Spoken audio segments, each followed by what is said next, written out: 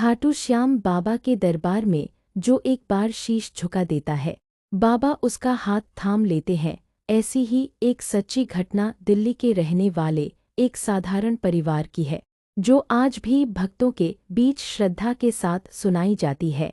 दिल्ली में रहने वाले माधव बदला हुआ नाम एक छोटी सी दुकान चलाते थे। उनका जीवन खुशहाल था, लेकिन अचानक किस्मत ने ऐसी करवट बदली कि उनके जवान बेटे की तबीयत गंभीर रूप से बिगड़ गई। डॉक्टरों ने जांच के बाद बताया कि उसकी दोनों किडनी खराब हो चुकी है और बिना ट्रांसप्लांट के उसे बचाना नामुमकिन है। माधव एक मध्यमवर्गीय इंसान थे।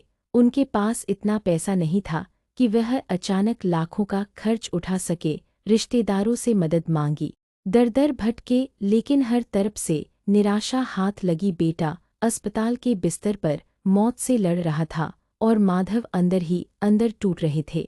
एक रात अस्पताल के बरामदे में बैठे माधव फूट-फूट कर रो रहे थे। तभी उनके एक पुराने मित्र वहां आए। माधव की हालत देखकर मित्र ने उनके कंधे पर हाथ रखा और कहा, माधव, जब संसार के सारे दरवाजे बंद हो जाते हैं, तुम्हारे का सहारा बाबा श्याम का दरवाजा खुलता है। तू बस एक बार उस शीश के दानी को पुकार कर देख, वो तेरा हाथ कभी नहीं छोड़ेगा।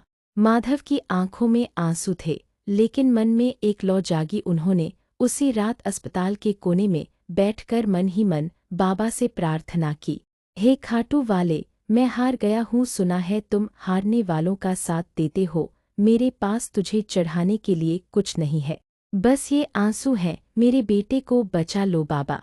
मैं सपरिवार आपके दर्शन को खाटू आऊँगा। अगली सुबह एक चमत्कार हुआ। अस्पताल में एक व्यक्ति आया जिसने बताया कि उसके किसी परिजन का देहांत हो गया है और वे अंगदान करना चाहते हैं। संयोग ऐसा बैठा कि उस डोनर की किडनी माधव के बेटे के साथ पूरी तरह मैच कर गई। डॉक्टरों के लिए भी यह किसी करिश्मे से कम नहीं था, क्योंकि इतनी जल्दी मैच मिलना लगभग असंभव माना जा रहा था। ऑपरेशन सफल रहा। माधव का बेटा धीरे धीरे ठीक होने लगा, लेकिन असली चमत्कार तो अभी बाकी था। जब बेटा पूरी तरह स्वस्थ होकर घर लौटा तो उसने अपने पिता से एक अजीब बात कही। बेटे ने बताया, पिताजी, जब मैं बेहोशी की हालत में था तो मुझे ऐसा लगा जैसे मोरपंख का मुकुट पहने एक सांवला सा व्यक्ति मेरे सिरहाने बैठा है। उसने मेरा हाथ पकड़कर बस इतना कहा, घबरा मत, मैं आ गया हूँ।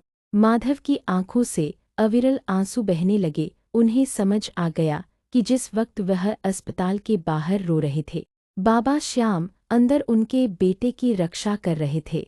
कुछ समय बाद माधव अपने पूरे परिवार के साथ खाटू धाम पहुँचे। जैसे ही उन्होंने मंदिर के शिखर के दर्शन किए, उनका रोम रोम पुलकित हो उठा। जब वे दर्शन के लिए कतार में लगे तो माधव को वही शांति महसूस हुई जो उन्हें उस रात अस्पताल में प्रार्थना करते समय मिली थी। बाबा की सुंदर छवि के सामने खड़े होकर उन्होंने बस इतना ही कहा, धन्यवाद बाबा, आपने मेरा बेटा नहीं, मेरा विश्वास लौटाया है।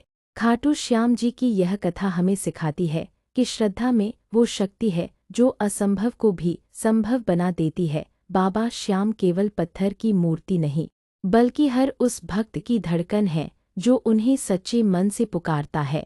सच्चा है दरबार तुम्हारा, सच्ची तेरी माया, जिसने छोड़ा जग का साथ उसे तूने गले लगाया।